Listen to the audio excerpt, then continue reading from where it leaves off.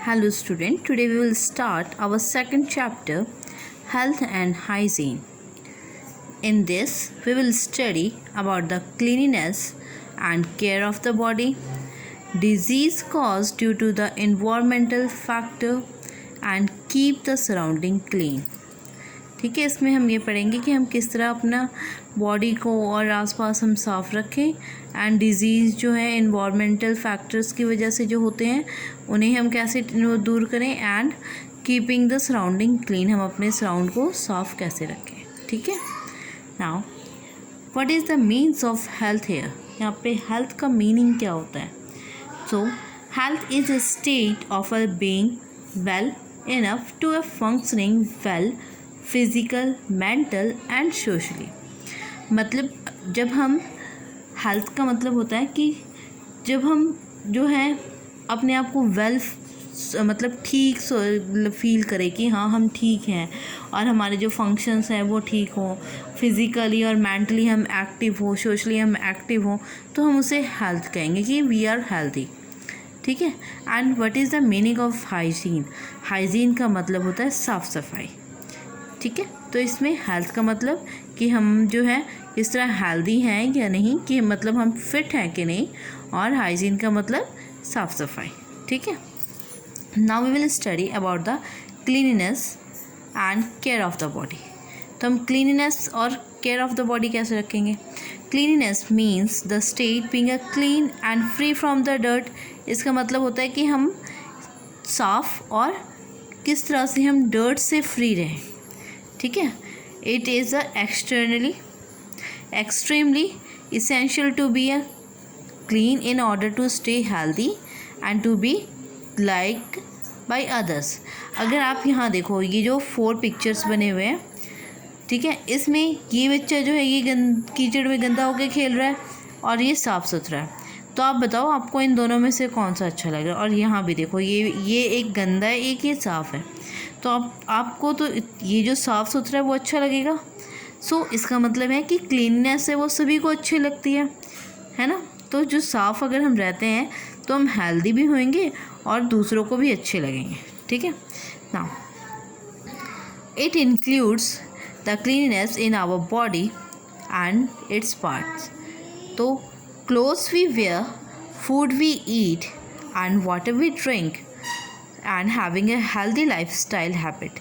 जो हम खाना खाते हैं, जो हम कपड़े पहनते हैं और जो हमारी हेल्दी लाइफस्टाइल है, उसकी आदतें हमें जो है हेल्दी रखती हैं. ठीक है. मतलब अगर हम साफ़ सुथरे कपड़े पहनेंगे, क्लीन कपड़े पहनेंगे, खाना साफ़ सुथरा खाएंगे और साफ़ पानी पिएंगे, तो उससे हम हेल्दी रहेंगे. ठीक है. Now everyday working and playing make us dirty. हम सारा दिन जब हम खेलते हैं, काम करते हैं, तो हम गंदे होते हैं. So we come in contact of germs. तो हम जर्म्स के कॉन्टैक्ट में आते हैं, जो जर्म्स क्या कॉज करते हैं, डिजीज़. ठीक है. जर्म्स से क्या होते हैं, डिजीज़ होते हैं. So we must keep our body clean, remain healthy, keeping our hands and our 5 sense organ clean is very important. तो इसी क्या है कि हमें अपने हाथ को साफ़ रखना चाहिए, खुद को साफ़ रखना चाहिए. और हमारे 5 सेंस ऑर्गन्स, आपको पता है ना हमारे 5 सेंस ऑर्गन कौन कौन से हैं. आइज़, नोज़, ईयर, स्किन और टंग. तो ये सभी जो हैं ये साफ़ होने चाहिए, जिससे हम अपने आप को हेल्दी तभी हम हेल्दी रहेंगे. Hands when to wash your hands. कब हमें अपने हाथ साफ़ करने चाहिए. Before eating the food, before and after caring for a some who is sick. अगर जो कोई बीमार है उसकी केयर जब हम करते हैं, उससे पहले और उसके केयर करने के बाद हमें अपने हाथ धोने चाहिए. Before and after treating a cut और वॉन. अगर जब हमें कट लग जाए या फिर हमें चोट लग जाती है, उसे छूने से पहले और छूने के बाद हमें अपने हाथ धोने चाहिए. And after using the toilet. और जब हम टॉयलेट से जाके आते हैं उसके बाद भी हमें अपने हाथ धोने चाहिए. After blowing your nose, coughing और स्नीजिंग. हमें स्नीजिंग और कफिंग करने के बाद भी हम अपने हाथ धोने चाहिए. And after touching an animal और एनिमल फीड और एनिमल वेस्ट, जब हम एनिमल्स को छूते हैं या उसके खाने को या उसके वेस्ट को, तो उसके बाद भी हमें अपने हाथ धोने चाहिए। आफ्टर हैंडलिंग अ पेट फूड, और जब हम कुत्ते जो पेट्स होते हैं उसके जो हम फूड्स को अगर हम हैंडल करते हैं तो भी हमें उसके बाद भी हाथ धोने चाहिए। आफ्टर टचिंग द गार्बेज, और हमें गार्बेज यानी कूड़ा को जब हम उठाते हैं उसके बाद भी हमें अपने हाथ धोने चाहिए, ठीक है, क्योंकि उसके अंदर सभी के अंदर जर्म्स होते हैं। So it is necessary to wash our hand. Here are the some steps of how to wash our hands. Now, these are the first step: rub a hand palm to the palm. Second step, first step में हम क्या करते हैं, अपने हाथ के हथेलियों को आपस में रगड़ते हैं। सेकंड स्टेप में हम क्या करते हैं, राइट हैंड को लेफ़्ट हैंड के ऊपर हम रख के उसके बाद उसे पीछे से ऐसे साफ़ करते हैं लाइक दिस, एंड इसी तरह फिर हम राइट हैंड के ऊपर लेफ़्ट हैंड रख के फिर उसको साफ़ करते हैं। नाउ थर्ड स्टेप में हम करते हैं palm to palm with a finger interlock. अब यहाँ पे पाम टू पाम हम साफ़ करेंगे फिंगर्स को आपस में इंटरलॉक करके। And after that in a fourth step हम क्या करेंगे, back of a finger of a opposing palm with a finger interlocks. इस तरह हम फिंगर्स को इंटरलॉक करके फिर हम जो है हैंड वॉश करेंगे। Now in the fifth step, इसमें हम क्या करेंगे, रोटेशनल रब करेंगे अपने थंब को, ठीक है, जिससे कि ये इसी तरह फिर हम पहले लेफ़्ट का करेंगे फिर राइट का करेंगे। Now in the sixth step, अब यहाँ पे हम क्या करेंगे, रोटेशन रब करेंगे बैकवर्ड्स एंड टू फॉरवर्ड्स में। इस तरह हम गोल घुमाएंगे सीधा और एक बार उल्टा, जिससे हमारा जो पाल्म है वो साफ़ हो जाए, पहले राइट लेफ़्ट का फिर राइट का, ठीक है। ये सिक्स्थ स्टेप है कि हम अपने हैंड जो है प्रॉपरली कैसे वॉश करें। नाउ आइज़ क्या है, we must wash our eyes and face with cold water many times a day.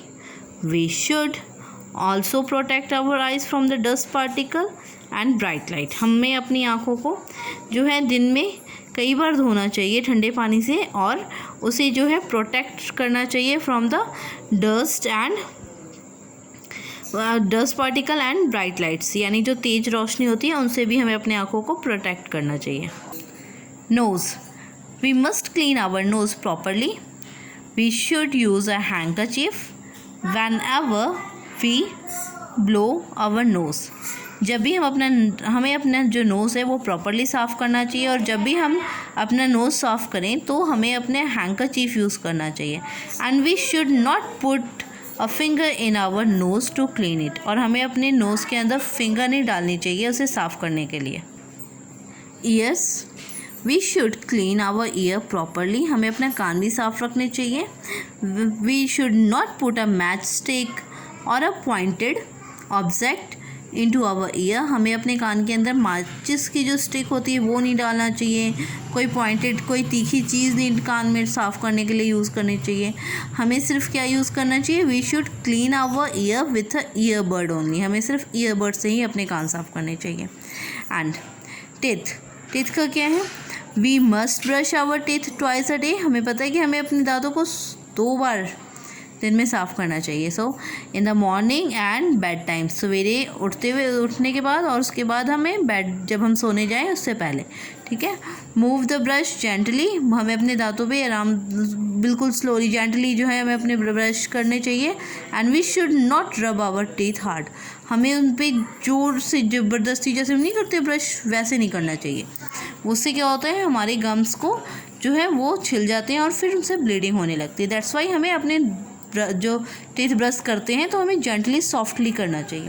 Now hair क्या है, we must wash our hair. हमें अपने बालों को साफ़ करना चाहिए with a good quality soap और अ शैम्पू, एक अच्छी सोप और शैम्पू से। एंड उसके बाद हमें उसमें ऑयल लगाना चाहिए रेगुलरली, ठीक है। फिर हमें अपने ब्रशिंग और या फिर कॉम्बिंग करने चाहिए अपने बालों को दिन में 2 बार, ठीक है। Now bathing, but we should take bath, we must take bath with a soap. हमें साबुन से ही नहाना, मतलब हमें ज़रूर साबुन लगाना चाहिए नहाते हुए। And water every day, and dry our body with a clean towel, उसके बाद हमें अपने क्लीन टॉवल से अपनी बॉडी को ड्राई करना चाहिए। We must clean our clothes daily. Although keeping our self clean is extremely important, तो हमें अपने आप को जो साफ़ रखना बहुत ज़रूरी है। Yet it may not be enough, ये जो इतना ही इनफ नहीं है। There is a great possibility of us for falling sick by our surrounding are unclean. जब अगर हमारे ये सिर्फ इतना ही जो है पॉसिबल, मतलब सिर्फ इतना ही जो है एक्सट्रीमली इम्पॉर्टेंट नहीं है कि हाँ हम कभी बीमार ही नहीं होंगे। जो अगर हम आप इतनी अपने आप को साफ़ रखेंगे तो हम कभी बीमार नहीं होंगे, बट उसके लिए हमारा सराउंडिंग भी क्लीन होना चाहिए। लेकिन जो ये हमारी खुद की जो हेल्थ, हम अपना खुद के हाइजीन अगर रखें, हम अपने आप को मतलब अपने आप को साफ़ सुथरा रखें, तो भी हम काफ़ी हद तक कम बीमार पड़ेंगे। ठीक है। नाउ नेक्स्ट पॉसिबिलिटी हमने क्या करनी है कि अपना सराउंडिंग भी क्लीन करना है फॉर द डिजीज़ फ्री होने के लिए। So here are the some फिलिप्स, तो जिसे आपने करना है। ठीक है, अपनी बुक्स में जो है ये आप कंप्लीट कर लेना। Now diseases cause due to the environmental factor. अब वो डिजीज़ कैसे कॉज करते हैं? Due to the environmental factor. So the people suffer from a various disease caused due to the lack of cleaning surrounding। जो people हैं वो अलग अलग तरह की बीमारियों से जो सफ़र करते हैं, क्योंकि उनके जो आसपास यानी सराउंडिंग का मतलब होता है आसपास अगर साफ़ ना हो तो, जैसे कि cholera, malaria, dengue, diarrhoea and respiratory problems. So measures should be taken reduce this environmental disease such as promotion of a safe household, water storage and better hygiene. So measures preventing stagnation of water, use of cleaner safe fuels, more judicious use of management of toxic substance and at home and workplace, better water resources management etcetera. मतलब हमें जो है अपना जो surrounding वो clean रखना चाहिए, hygiene रखना चाहिए। दूसरा, हमें जो पानी कहीं जमा नहीं होना चाहिए हमारे घर के आसपास, एंड हमें जो है एक क्लीनर एज और सेफ ऑफ यूज़ करने चाहिए। और हमें जो है अपने आसपास जो है टॉक्सिक सब्सटेंस नहीं रखने चाहिए। ठीक है, वर्क प्लेस में। और बेटर जो हम वाटर रिसोर्सेज के लिए हम ये जो है मैनेजमेंट अच्छा होना चाहिए, ताकि हम अगर हम जहाँ वर्क करते हैं या अपने घर में अगर हम गंदा पानी पिएंगे तो बीमार हो जाएंगे। सो वो जो है प्रॉपर मैनेजमेंट होनी चाहिए उन सभी चीज़ों के लिए। Keeping the surrounding clean, it is important to keep our surrounding clean. ठीक है, you can follow the simple step for the same. While traveling, do not throw any vapor, paper or any dry waste. Keep it in your bag or a pocket. जब हम सफ़र में जो है हमें ना wrapper, paper जो है इधर उधर नहीं फेंकना चाहिए। हमें जो है सफ़र में इधर उधर रैपर, पेपर नहीं फेंकना चाहिए और उसे हमें अपने बैग में ही डाल लेना चाहिए या पॉकेट में। Now keep a paper bag with your self to store a wet or waste and throw them in a dustbin। एक पेपर बैग रखना चाहिए अपने पास जिसमें हम जो वेट वेस्ट हैं और उसे हम उसके अंदर स्टोर कर लें। उसके बाद जहाँ डस्टबिन हमें दिखाई दे हमें उसके अंदर डाल देना चाहिए। और avoid spitting on a road, हमें सड़कों पे थूकना भी नहीं चाहिए। Avoid to use the plastic bag, हमें प्लास्टिक बैग नहीं यूज़ करना चाहिए क्योंकि प्लास्टिक जो है वो नॉन सॉल्युबल होते हैं। सो दे क्लॉग द ड्रेन, तो वो क्लॉग क्या करते हैं, ड्रेन को जो है वो जाम कर, मतलब ड्रेन का मतलब यहाँ पे नाला जो है ना उन्हें जो जाम कर देते हैं, ये मतलब वहाँ पे ब्लॉकेज कर देते हैं। ठीक है, तो drain are the end causes of waterlogging instead using a paper और जूट बैग। तो प्लास्टिक की जगह हमें पेपर और जूट बैग यूज़ करने चाहिए। Spread the awareness to keep our city clean, हमें अवेयरनेस स्प्रेड करनी चाहिए अपनी सिटी को क्लीन रखने की।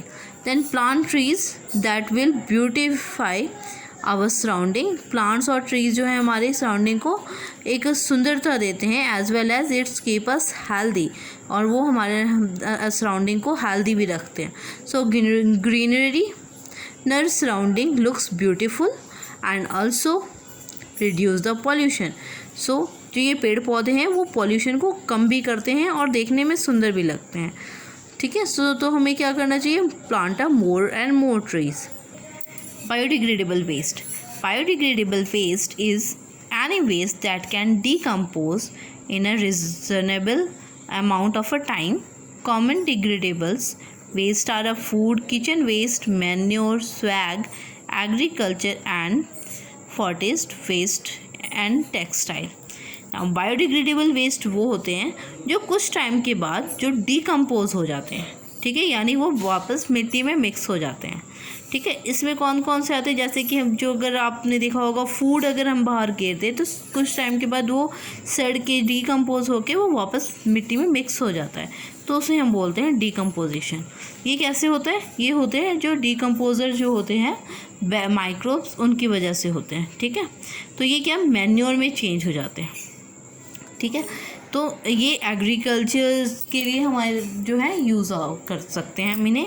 लाइक अगर हम जो किचन में जो सब्जियों के पील्स होते हैं, छिलके होते हैं, हाँ, ये जो वेस्ट जो बचते हैं कागज़ के, इन सभी को अगर हम एक जगह इकट्ठा करके एक मैन्योर तैयार करें, सो ये मैन्योर के रूप में एग्रीकल्चर्स में काम आते हैं, यानी मैन्योर मतलब खाद के रूप में, ठीक है। एग्रीकल्चर में यानी खेती में हमें काम आ सकते हैं ये बायोडिग्रेडेबल वेस्ट, ठीक है।